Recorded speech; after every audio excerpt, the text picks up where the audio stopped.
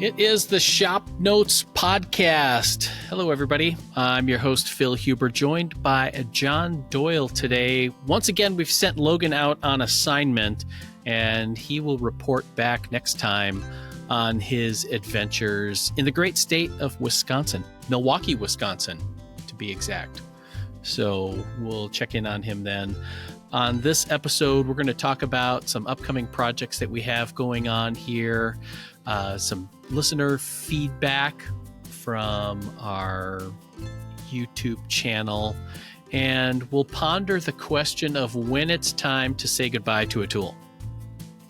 Thanks for listening, everybody. I appreciate everybody who subscribes to Woodsmith, ShopNotes, and Popular Woodworking magazines, or is part of our Woodsmith Unlimited membership that you can join and get access to all kinds of great woodworking content online. You can check that out at woodsmith.com, where you'll find out more information about that. Special thank you to our sponsor for today's episode.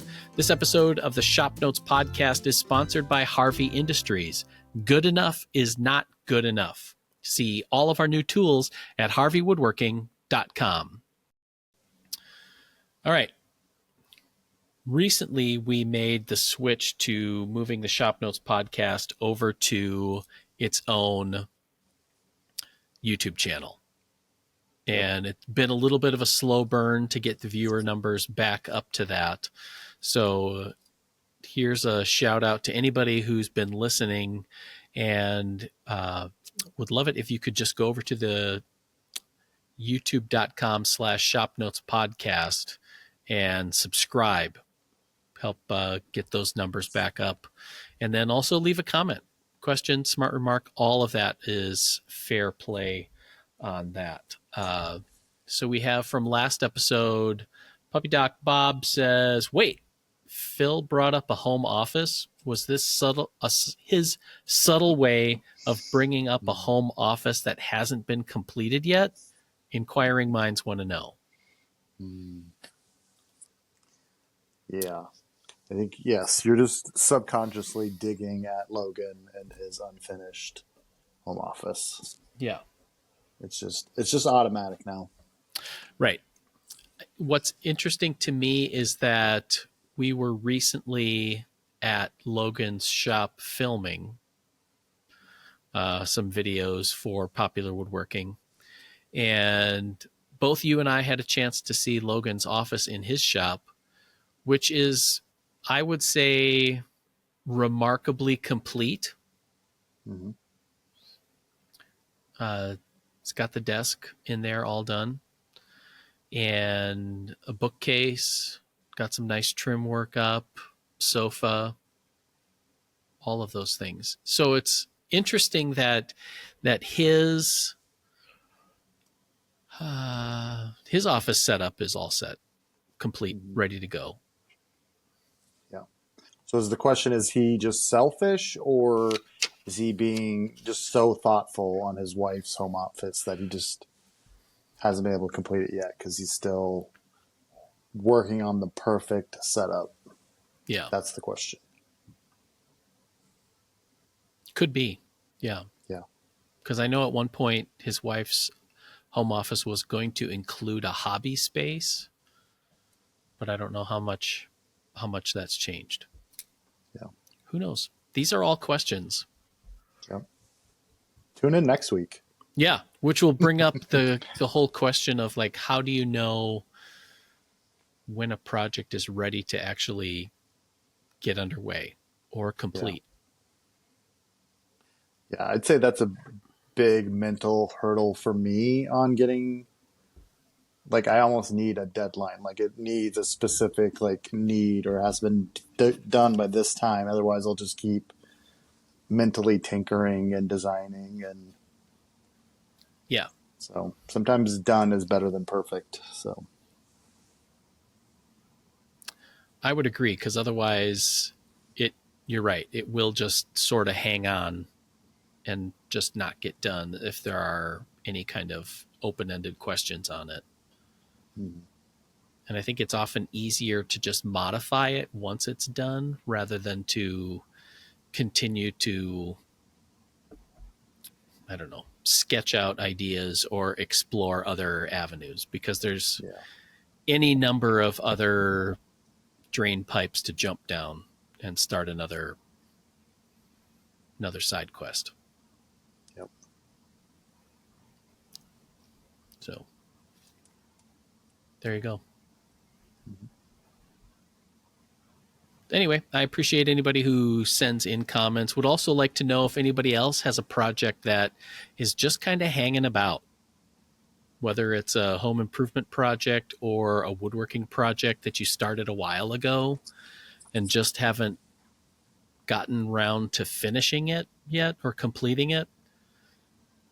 Which, absolutely no judgment here, because that is just who we are.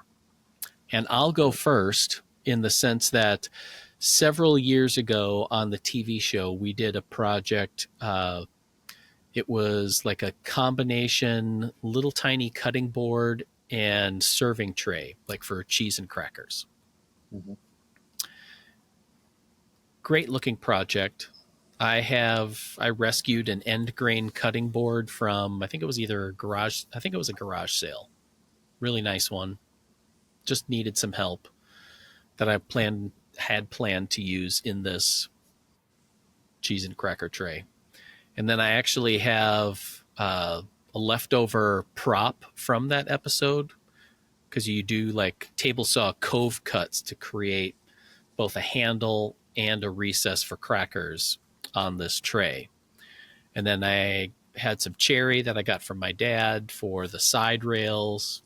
I know exactly what I need to do to wrap it up, but it's been sitting in parts on my lumber rack in my shop for a while, multiple years, and I'm not entirely sure why.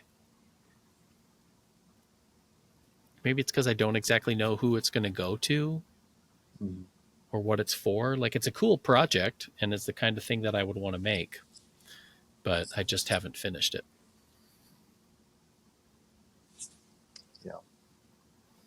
Yeah, I found that when it comes to home improvement projects, the best way to motivate yourself to get them done is just to put your house on the market. Just sell it. And then that's when you'll get everything done. Yeah. I mean, just ask Chris Fitch. He knows. Right. He's going through that right now. Yeah. He's definitely had a fire lit under him and knocked off quite a few things off of his punch list. Mm-hmm. Now that his house is for sale. So, yeah, these are all very true statements. I'd also like to know people's thoughts on when you would say, like, just let it go. Like, give those parts to somebody else. Yeah. Or chuck them in the burn barrel, light them up on a cool fall evening and just send it on its way. Yeah.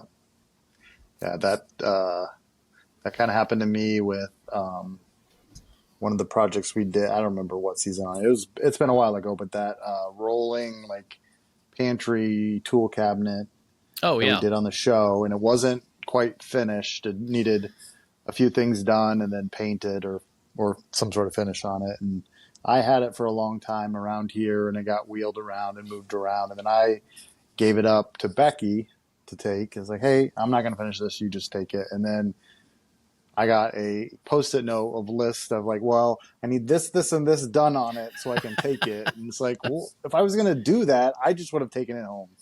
Yeah. So that was one of those things that got kind of tossed around for a while, and then it's just like, okay, let it go. So I think Chris might have adopted that most recently. So, that could be. Maybe.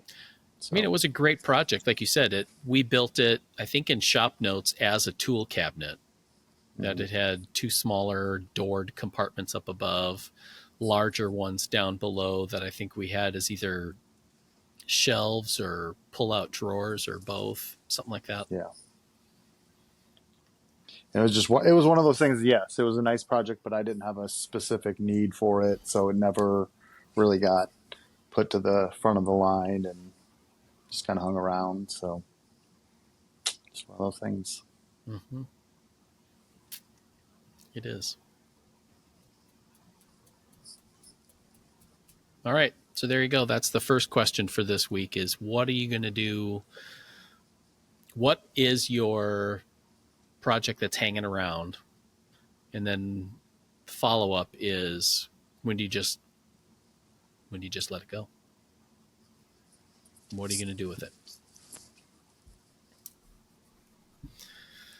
All right. We got some updated news here. We've been working on an e-learning course on setting up shop that we're filming and preparing for and doing all the stuff. And one of the reasons for doing it, as we've discussed before, is to replace the photo backdrop for the photo studio set here at Woodsmith with something that just freshens up the look a little bit is one big reason for it. The one that we've had, what did you say it was, like 15 years old? Yeah, well, I think 2015 or 2016, so maybe like 10 years old. Okay, so 10 years. All right. Still, longer than I thought it had been hanging around. Yeah. It's been a minute. Yeah. So you did a section filming last week on making a bench top for for a pair of rolling carts. And that was a pretty cool segment. We're going to leave all the spoilers under wraps until that airs. But needless to say, you made the tops for these out of MDF. Yes. And we created a blizzard of MDF dust in the video studio here. Yes, that is the one thing I hate about MDF is you cut it or route it, it is like instant blizzard or snowstorm of dust. Yeah. So, like when we're cutting it on the table saw, we have a dust collector hooked up, and that wasn't too bad. mm-hmm. You broke down some of the sheets with track saw cut parts. And even that didn't create a ridiculous amount of dust, I don't think. I think the Craig track saw that we were using had decent dust collection into the filter bag that's on it attached to it. It was flush trimming parts. Yep. That's where it got us. Yeah. Yeah. There was nothing, for filming, there wasn't much could really do about that. We were just kind of stuck in the studio. But I was because we're making a second top. So I'm doing that off camera. I decided to take that outside. Release the MDF into the world. So sorry, world. Sorry, world. Which, considering that it's late August here in Iowa and the ragweed pollen count has been kind of through the roof the last few days, I really don't feel like we're contributing much to it. Right. It's just a drop in the ocean of pollen and dust. Yeah. Then we had State Fair was the last couple of weeks here in Iowa, and Dylan got to be part of the judging for the woodworking events out at the State Fair, and you and I both went out and got to see those. What were some of the ones that you noticed while you were out there? Somebody did a pretty cool grandfather clock. I think the best overall was it was a stool with a built-in guitar kind of holder. Oh yeah, type system. That was kind of cool. That was unique. I'm trying to think of what else they saw. So, the decoys and the carving and the turning is always amazing out there. There's always lots of entries and very, very well done. So saw some cool stuff in the 4-H building by the youngsters. So Okay. they always do some cool things. Trying to think of what I saw out there. Because there's usually quite a few or a handful of Woodsmith projects that are in those. Yeah. So I'm always on the lookout for like stuff that I recognize from plans or magazine issues. I don't remember seeing any necessarily this year, but I didn't go through every aisle. But that's some pretty cool stuff. Yeah. So I took some pictures. We can share them on the page. The show notes page. Yeah, we'll do that.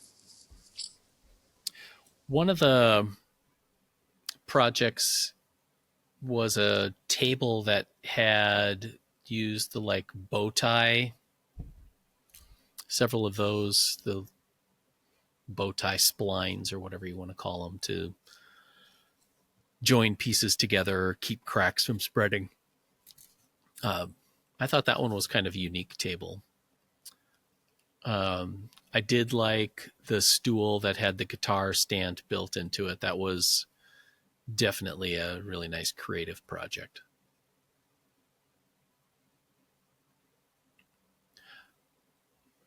Even though I know that it's a challenge for folk, it's kind of fun to see a project that combines disciplines, so to speak, within woodworking. Like that walnut case clock had, just basic wood furniture making, what I would call. But then at the top had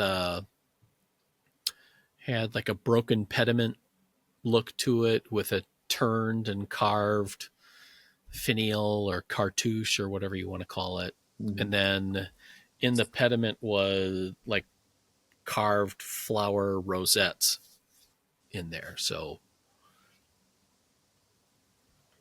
which I think was a good stretch of that woodworker's abilities to be able to pull off those at that level. Mm-hmm.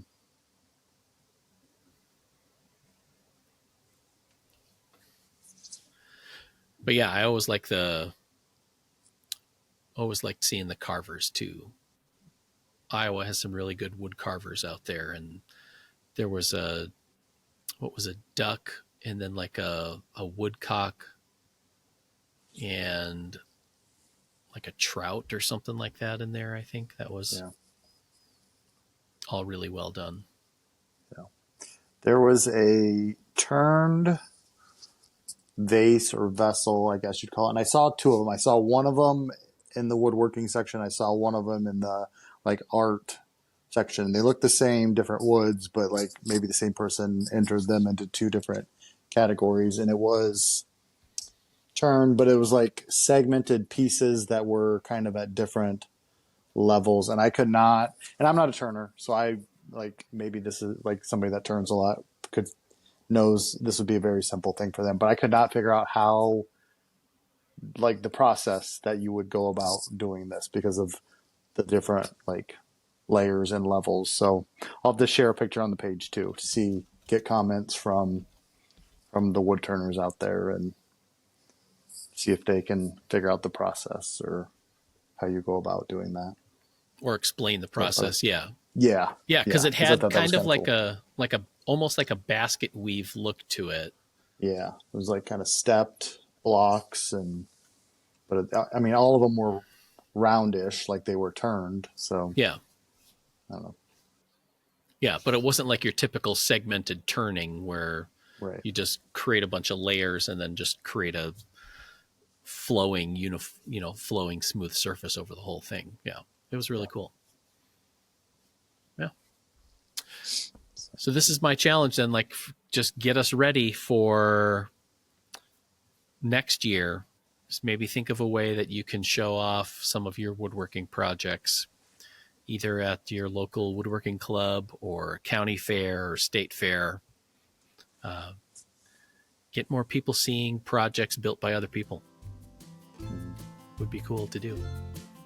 This episode of the ShopNotes Podcast is brought to you by Grizzly Industrial, purveyors of fine woodworking machinery since 1983.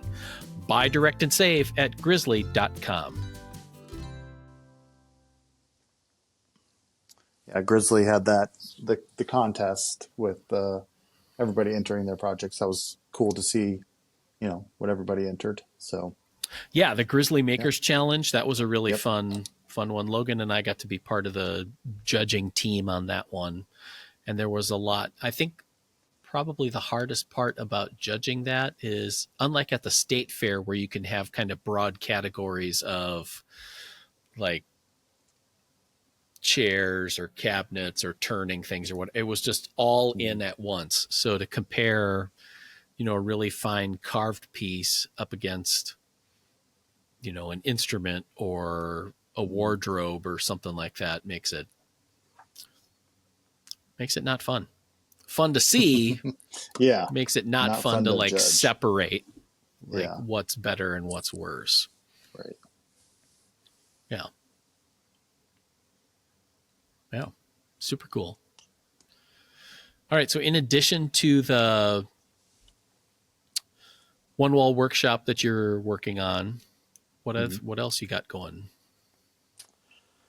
Let's see, like you said, the last week or so, a lot of filming for the class, which is always a different work week, it seems like, because as you know, you're on camera a lot. So it's like always seems like you have a whole crew of people waiting on you to get the next thing done. So you're always like on the clock and still trying to check emails and get magazine issue stuff out. So it's always nice when that is done for the week, because it seems like 2 or 3 days and you're burnt out, like drained from that. So I guess doing a lot of that filming. What else we have coming up? We've talked about, I think, the outfeed table we need to do for the TV show and ShopNotes.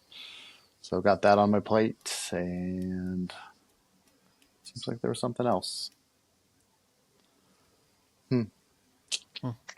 Still building and designing the workbenches as we go, though, which is interesting for the one wall workshop, because it's both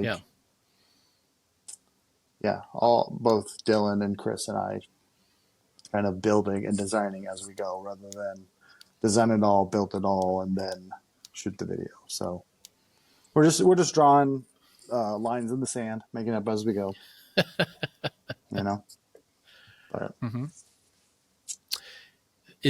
how has it been designing something and then having to use those same designs to actually build it?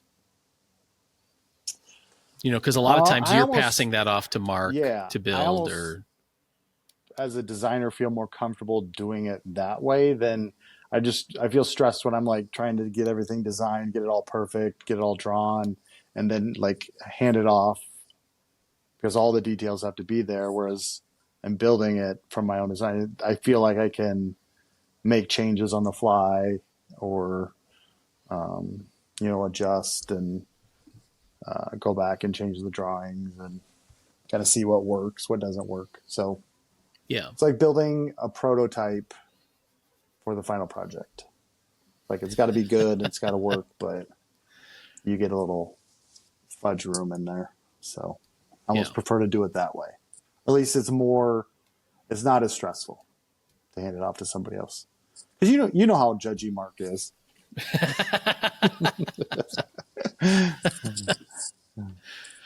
Well, I think you're right in the sense that having to have all of the things sorted out right at the beginning, whereas I feel like whenever I'm designing a project, I get some of the big deals locked in, and then from there I either don't need to go into all the detail because I know what's going to happen because it's all in my head anyway. Or like you said, there's some room for improvisation or flexibility as you're going along, where it's like, hey, these pieces would look really cool because the grain runs and flows around, so I'm just going to do it this and whatever. But now that I say that, there were times too where I was designing something and it's like I'm not exactly sure like the process to make this work or make it fit or the joinery, and then it's like, oh wait, I don't have to worry about that. Somebody else has to build this. They'll figure it out, and then they'll tell me how they did it. Yeah. So, Yep. or they'll complain to me that they didn't like it. So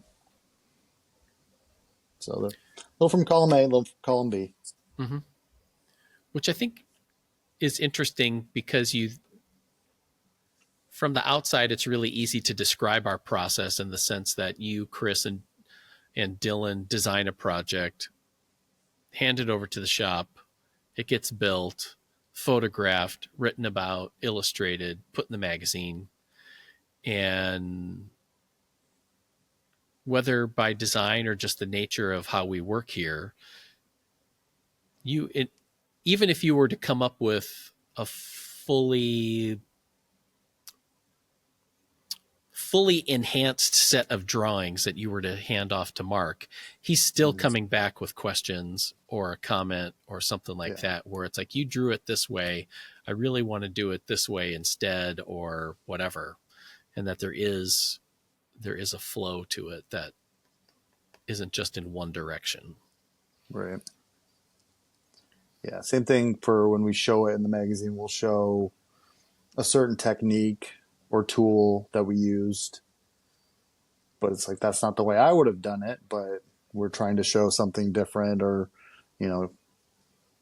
just a different way of doing things, or change up techniques. So yeah, there's more than one way to get things done, but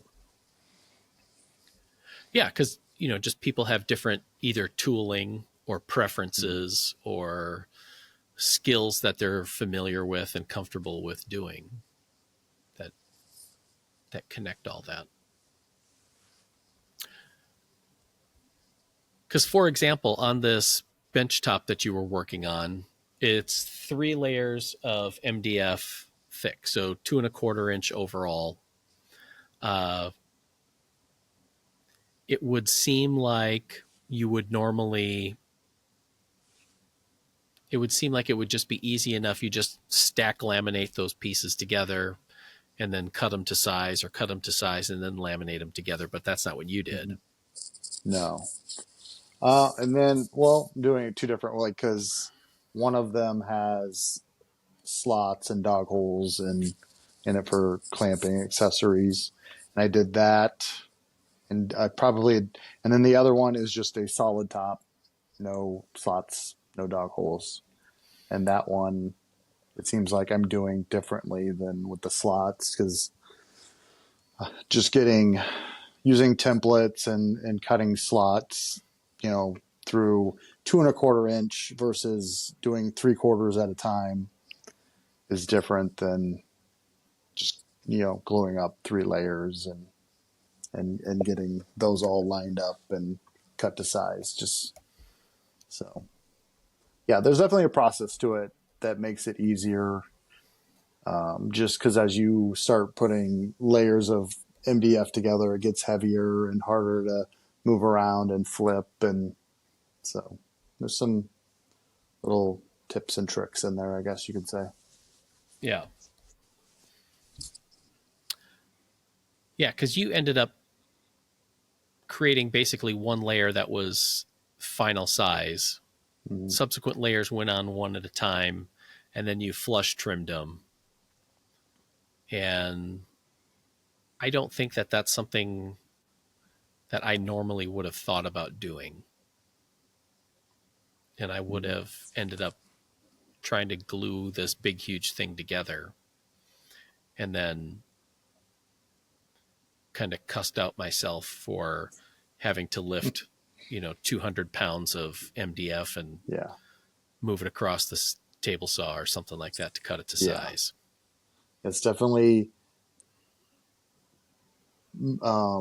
maneuvering a 4x8 sheet around is difficult with the table saw or router table or whatever you're using. And then also because basically the 3 layers all come from one sheet of plywood. So once you cut it apart and go back together, you're still trying to move a full weight's worth of MDF. So it's still hard to, although it's narrower and shorter, to get up on a table saw and move it around and whatnot, and still get, smooth cuts, square corners, accurate, all that stuff. So it's almost easier getting one layer perfect and then kind of using that as a template for the other ones. Mm-hmm. So. Yeah. Which kind of plays into when you're building a workbench, do you need a workbench to build it? Yes. You have to start with all of the tools, and you need to have a router table to build a router table. And so it's like, where does it start and end? I don't know. Yeah. Yeah. So just the way that you're doing. Go ahead. Yeah, I was just going to say, I tried to show it, building it, starting, on the floor, on sawhorses, and going from there, rather than, like, a lot of times we're building off of our existing workbenches and that kind of thing. So starting at the ground level here. Yeah. Literally. Which I'm working on a toolbox with my son, and that's what we've been doing is, it's just a lot of plywood pieces. Mm-hmm. And I have a sheet of, I think, 1.5 inch foam that I use for cutting down all those pieces. And it was one of those things that at some point I used to think that I would just get out sawhorses, put the foam on that, with some supports on it, and then put the plywood on that and then start cutting it. But then that's just a lot of like lifting plywood, which even with 2 people just takes some doing. Whereas if you just have the sheet of foam and you're able to totally get that, just work from the floor level, that is much easier. Yep. Yeah. As you get older, it's easy to get down. It's harder to get up. Yeah. Right. So.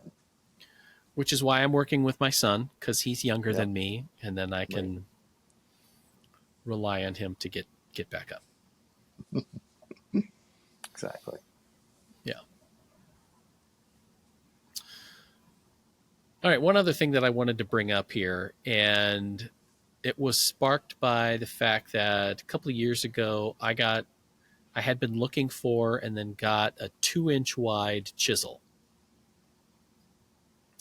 Something that, and not like some big, humongous timber framing chisel. It was like your normal bench chisel length, but just 2 inches wide. I wanted something that I could use for paring cuts and things like that.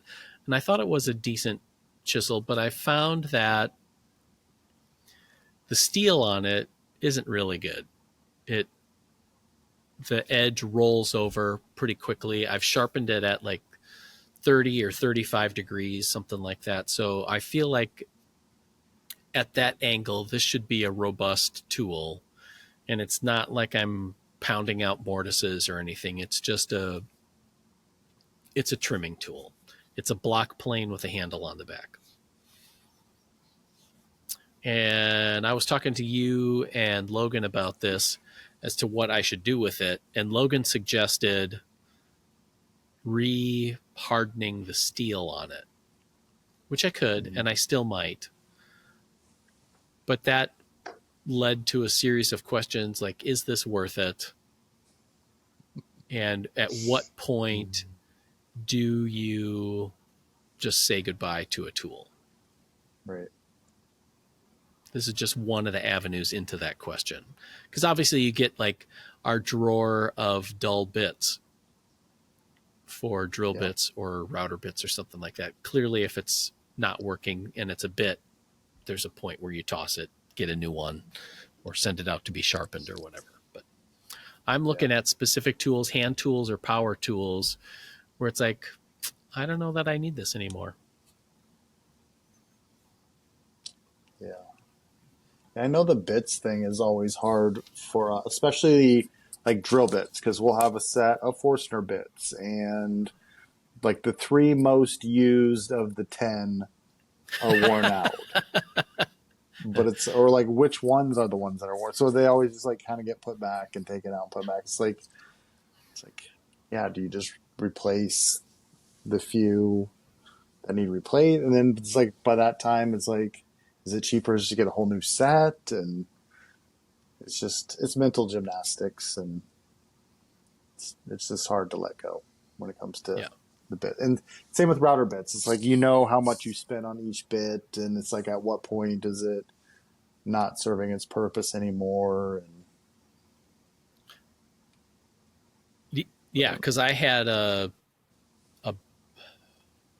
was a bit in the shop here. I think it was a 1/2-inch spiral bit that it didn't look or feel super dull to me, but I had started mortising with a plunge router, making shallow stepped cuts in white pine, and it was smoking. Just something fierce, like blue smoke all over the place. And you're like, at that point, that one's ready to go to the great beyond. Yeah, definitely with the old straight bits, when they get pitchy and discolored and burnt, it's like, okay, I know that's gone. That's toast. Get rid of that. But yeah, so I would like to know, for people, like other power tools, did you have an impulse buy on a specific power tool? And then it's like, you realize, do you have a time frame where, like, I haven't used this thing in, 3 years, 5 years. Do you let it go?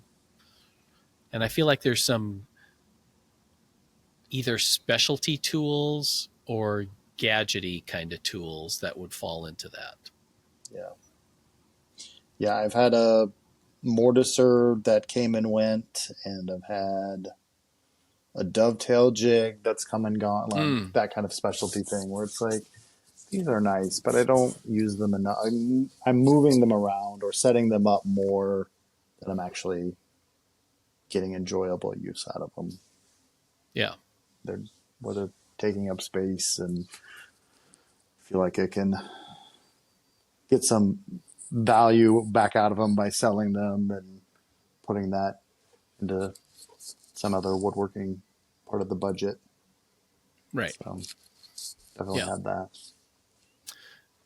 Yeah. So see, maybe that's where part of this question comes from for me, is having been at Logan's, and he is definitely, he is like the ocean tides of tool collecting, where the tide comes in and there's all kinds of tools and things, and then the tide goes out and he sells a bunch or moves them on to something else, and only for the process and the cycle to continue. And unfortunately, I end up applying a lot of sentimental value to tools, especially if I've been given them from somebody, where it's like, Dad gave me that. I'm not getting rid of that. Never mind the fact that I haven't used it, or got a replacement one that works better or is higher quality or whatever. Yeah. It seems like I have some more sentimental hand tools that are kind of up on the shelf, dustable type thing, more than I use them. That I still don't think I'd get rid of them, but they're there. They exist. Right. Another thing that came up for me is somebody was asking me about the upcoming woodworking tour trip to England, is whether I was going to get something there, which would be kind of cool, to find like a woodworking, maybe a vintage woodworking tool in England, because they have a much longer history of and a history of the craft than here, and then it would be like, what would I get? Because, in many instances, I feel like I'm sort of set for tools. So it would have to be like a replacement, or, adding on to something that I that I do, like a carving tool, because I don't have a lot, but I also don't want to end up with a ton of carving tools because I don't do that all the time. You know, it's a balance. Yeah. It'll present itself when you see it. You'll know if you need it or not. Yeah. So somebody will talk you into it. Right. Which is why I'm glad I'm having Mike Pekovich come along with me, because I'm sure that he will be one to talk me into it. Yeah. And I can only hope that I'm there to be able to do that for him. Yes. So there you go. So there's a couple of questions for you. What projects do you have still kicking around?